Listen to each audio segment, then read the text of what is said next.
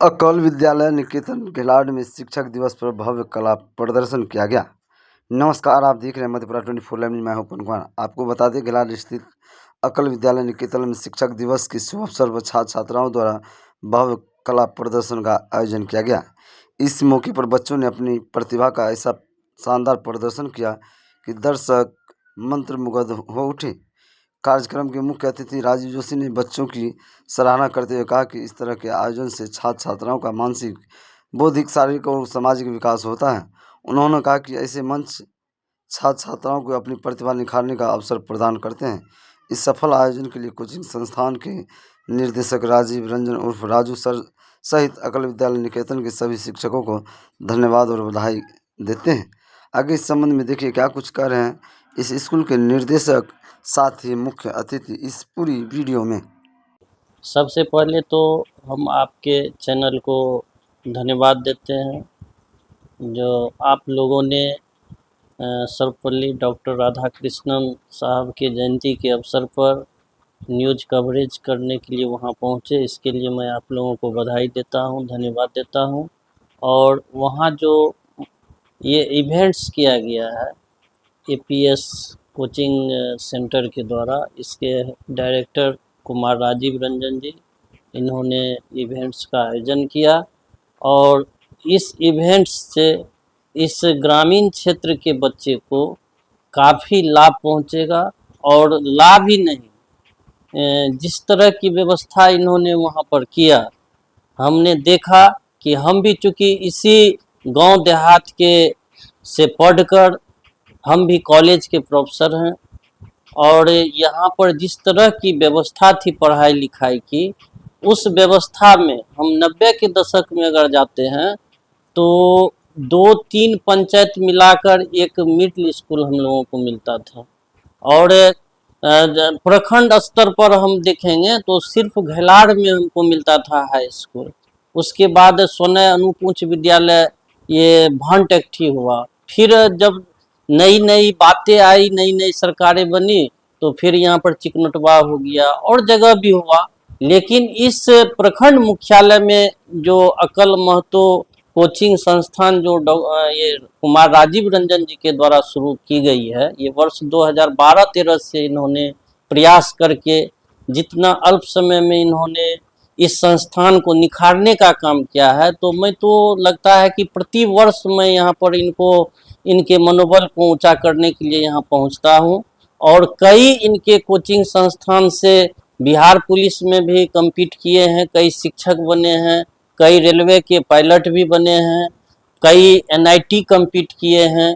और ख़ास करके हमारे जो इस कोचिंग संस्थान के जो संस्थापक हैं विजय कुमार विमल जी, जो वो भी पेशे से शिक्षक हैं, उनके द्वारा अभी बताया गया कि आवासीय विद्यालय जिस प्रकार चलाई जाती है तो उसमें बच्चे को मानसिक रूप से, आर्थिक, सामाजिक, भौगोलिक रूप से बौद्धिक विकास वहाँ होता है।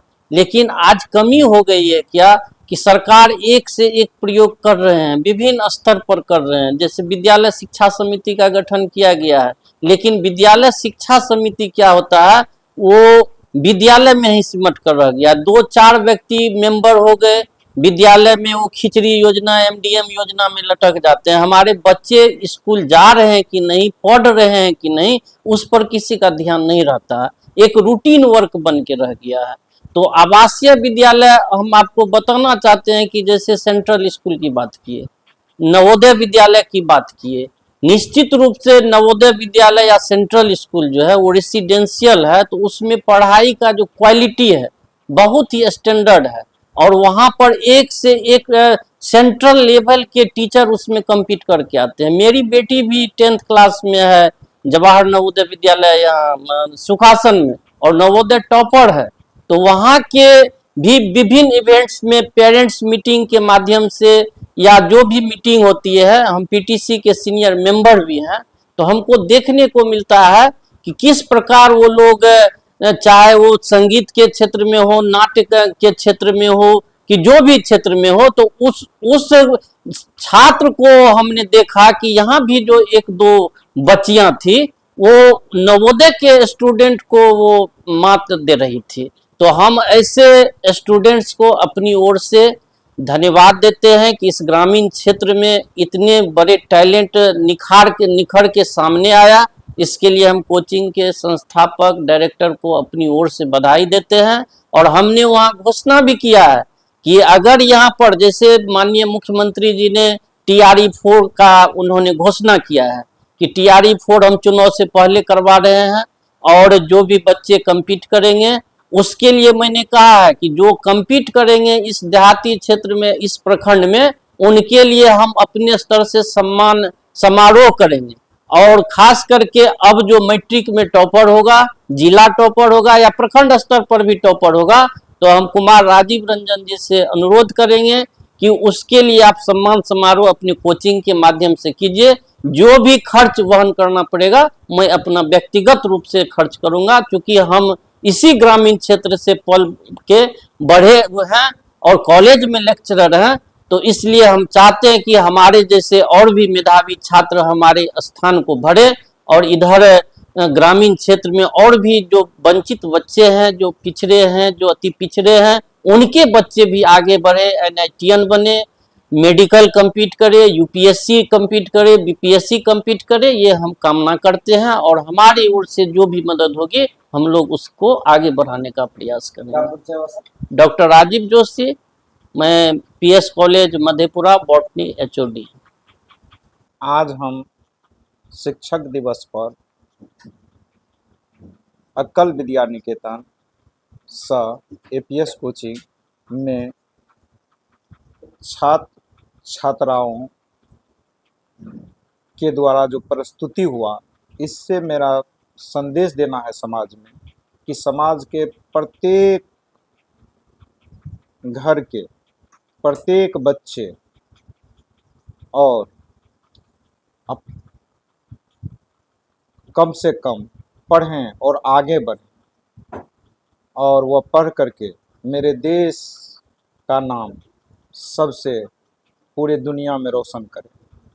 और हम अपने द्वारा और अपने शिक्षक की टीम के द्वारा यह गांव सुदूर देहात में यह दिखाना चाहता हूं कि मेरा बच्चा जो दिल्ली में पढ़ा होगा उससे कम नहीं रहे, और उसके मुकाबला कायम रहे, और BPSC UPSC कम्पीट करे।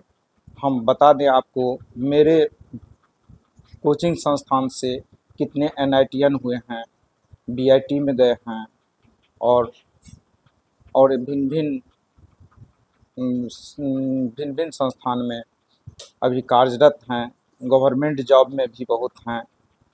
हाँ, हम संगीत की दुनिया भी एक कल्चरल कार्यक्रम था, जो कि यह हम पश्चिमी सभ्यता की जो संस्कृति थी उसको ख़त्म करके जो मेरे भारतीय सभ्यता संस्कृति हैं इनको हम प्रदर्शित करना चाहता हूं, ताकि संगीत के क्षेत्र में भी मेरे देश के एक मुकाम पर मेरे बच्चे पहुंच सकें। क्या परिचय हुआ सर? कुमार राजीव रंजन उर्फ राजू सर। ये तो बात सही है। पहले जो गुरुकुल व्यवस्था थी उसमें बच्चे आवासीय में रहते थे, आवास में रहते थे और गुरु के साथ रहते थे, इसलिए उनकी शिक्षा व्यवस्था अच्छी रहती थी। 24 घंटे वो उन्हीं के साथ रहते थे। अभी इस तरह की व्यवस्था नहीं के बराबर है, घट गई है। इससे शिक्षा पर बड़ा प्रतिकूल असर पड़ा है। गांव का माहौल, समाज का माहौल बहुत ख़राब है।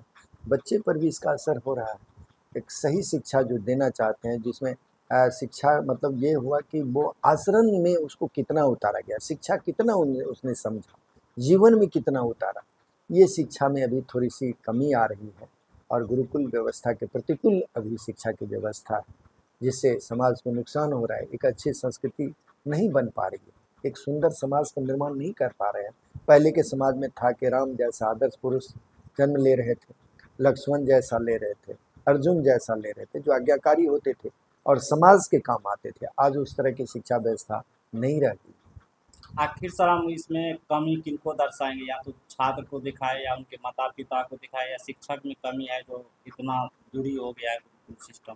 जहाँ तक मैं मानता हूँ कि शिक्षक जो भी हैं, खास करके बिहार में, चूँकि मैं भी शिक्षक हूँ, शिक्षक अभी समय से विद्यालय आते हैं और समय से जाते हैं।